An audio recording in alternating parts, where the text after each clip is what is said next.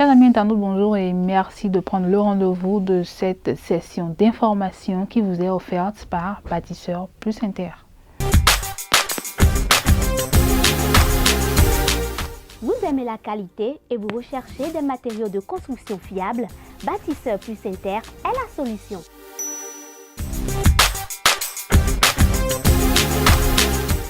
Bâtisseur Plus Inter importe tout ce dont vous avez besoin en carrelage, en luminaire, en sanitaire, en robinetterie, en ameublement et en plomberie.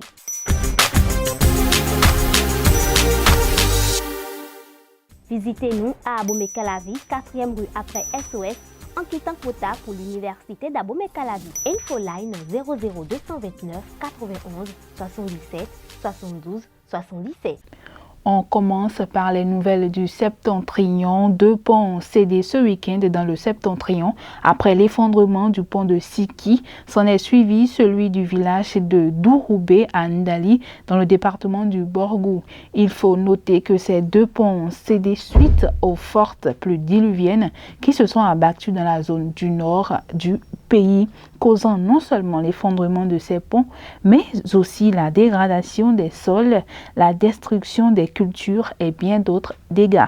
Les populations appellent ainsi les autorités concernées à leur venir en aide, car l'effondrement de ces ponts ralentissent leurs différentes activités et les expose à la noyade s'ils décident de prendre les pirogues en cette période de montée des eaux.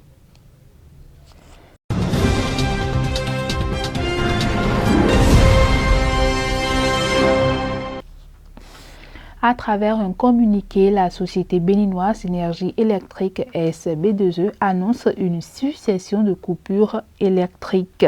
Ces perturbations sont dues à des travaux de mise aux normes du poste d'Akasato desservant les périphéries de Calavi et pour ce faire, du lundi au samedi de 19h à 22h, certaines zones seront dans le noir. Le lundi pour Diadjo, Pakita, Agori et environ, mardi pour Agori, Bidosessi et environ, mercredi pour Fessekam, Béninoise, Zoka et environ, jeudi pour Akonville, Zoka, Zundia et environ, vendredi pour Diadjo, Agori, Bakita et environ, puis samedi pour Agori et environ.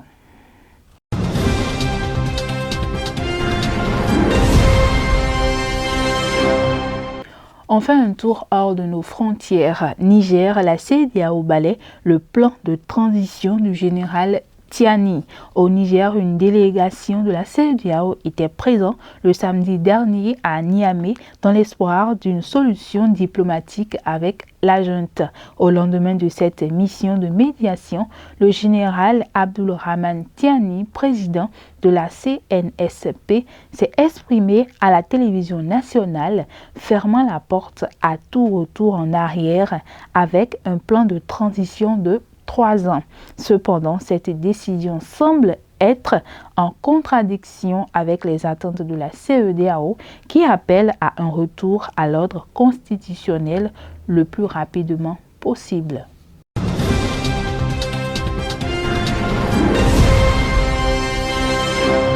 Chers amis internautes, ce sera tout pour le bulletin d'information d'aujourd'hui. Merci de l'avoir suivi et à demain.